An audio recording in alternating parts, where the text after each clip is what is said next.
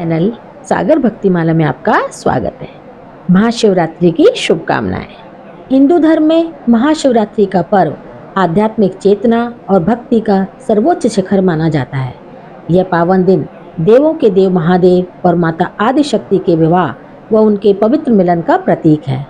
साल 2026 में महाशिवरात्रि का पर्व धार्मिक दृष्टि से अत्यंत महत्वपूर्ण होने वाला है, क्योंकि इस दिन आकाश मंडल में कई दुर्लभ ग्रहों का संयोग बन रहा है।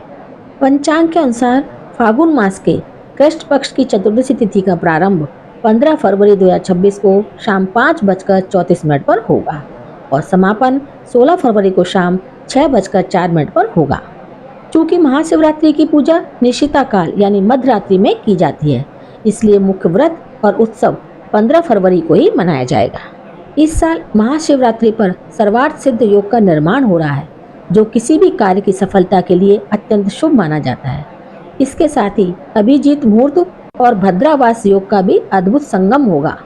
इन शुभ घड़ियों में की गई पूजा का फल अनंत गुना बढ़ जाता है और साधक को शिव शक्ति की विशेष कृपा प्राप्त होती है। शिवरात्रि की पूजा विधि और महत्व। महाशिवरात्रि पर महादेव की कृपा पाने के लिए शिवलिंग का पंचामृत यानी दूध, दही, घी, शहद और गंगा जल से अभिषेक करना चाहिए। पूजन के दौरान ओम नमः शिवाय मंत्र का जाप करते हुए बेलपत्र, धतूरा और मदार के पुष्प अर्चित करना श्रेष्ठ माना गया है।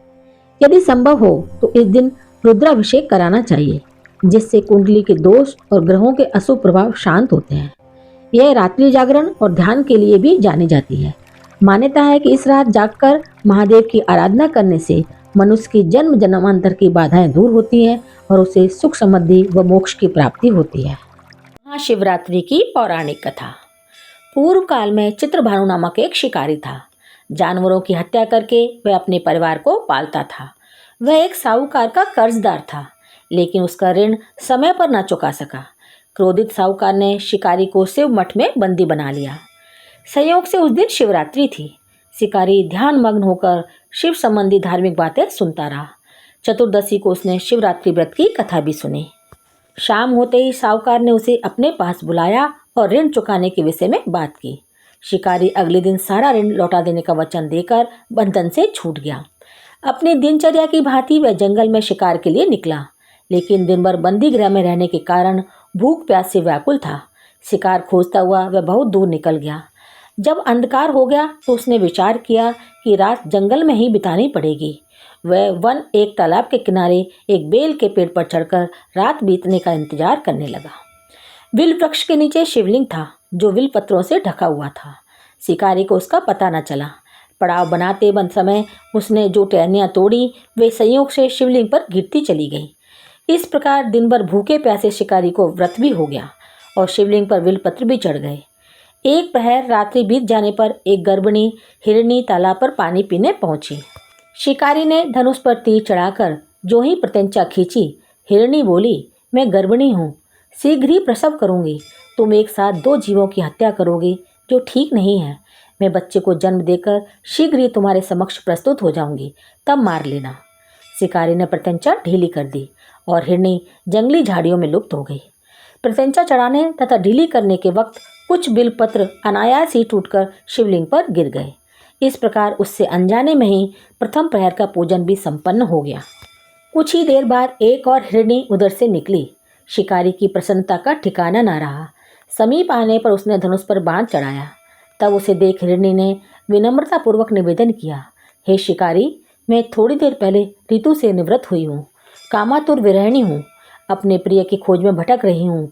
मैं अपने पति से मिलकर शीघ्र ही तुम्हारे पास आ जाऊंगी। शिकारी ने उसे भी जाने दिया। 2 बार शिकार को खोकर उसका माथा ठनका। वह चिंता में पड़ गया। रात्रि का आखिरी पहर बीत रहा था। इस बार भी धनुष से लगकर कुछ बेलपत्र शिवलिंग पर जा गिरे तथा दूसरे पहर की पूजन भी संपन्न हो गई। तभी एक अन्य हिरणी अपने बच्चों के साथ उधर से निकली। शिकारी के लिए स्वर्णिम अवसर था। उसने धनुष पर तीर चढ़ाने में देर नहीं लगाई। वह तीर छोड़ने ही वाला था कि हिरणी बोली, हे शिकारी, मैं इन बच्चों को इनके पिता के हवाले करके लौट आऊँगी। इस समय मुझे मत मारो। शिकारी हंसा और बोला, सामने आए शिकार को छोड़ दूँ? मैं ऐसा मूर्ख नहीं हूँ। इससे पहले मैं 2 बार अपना शिकार खो चुका हूँ। मेरे बच्चे भूख प्यास से व्यग्र हो रहे होंगे। उत्तर में हिरणी ने फिर कहा, जैसे तुम्हें अपने बच्चों की ममता सता रही है, ठीक वैसे ही मुझे भी। हे शिकारी, मेरा विश्वास करो, मैं इन्हें इनके पिता के पास छोड़कर तुरंत लौटने की प्रतिज्ञा करती हूँ। हिरणी का दुख भरा स्वर सुनकर शिकारी को उस पर दया आ गई। उसने उस मृगी को भी जाने दिया। शिकार के अभाव में तथा भूख प्यास से व्याकुल शिकारी अनजाने में ही बेल वृक्ष पर बैठा बेल पत्र तोड़ तोड़ कर नीचे फेंकता जा रहा था। पौ फटने को हुई तो एक हष्टपुष्ट मृग उसी रास्ते पर आया। शिकारी ने सोच लिया कि उसका शिकार वह अवश्य करेगा। शिकारी की तनी प्रत्यंचा देखकर मृग विनीत स्वर में बोला, हे शिकारी, यदि तुमने मुझसे पूर्व आने वाली 3 मृगियों तथा छोटे छोटे बच्चों को मार डाला है तो मुझे भी मारने में विलंब ना करो, ताकि मुझे उनके वियोग में एक क्षण भी दुख न सहना पड़े। मैं उन हिरनियों का पति हूँ। यदि तुमने उन्हें जीवन दान दिया है तो मुझे भी कुछ क्षण का जीवन दान देने की कृपा करो। मैं उनसे मिलकर तुम्हारे समक्ष उपस्थित हो जाऊंगा। मृग की बात सुनते ही शिकारी के सामने पूरी रात का घटना चक्र घूम गया। उसने सारी कथा मृग को सुना दी। तब मृग ने कहा, मेरी तीनों पत्नियां जिस प्रकार प्रतिज्ञाबद्ध होकर गई हैं, मेरी मृत्यु से अपने धर्म का पालन नहीं कर पाएंगी। अतः जैसे तुमने उन्हें विश्वास पात्र मानकर छोड़ा है, वैसे ही मुझे भी जाने दें। मैं उन सबके साथ तुम्हारे सामने शीघ्र ही उपस्थित होता हूँ। शिकारी ने उसे भी जाने दिया। इस प्रकार प्रातः हो आई।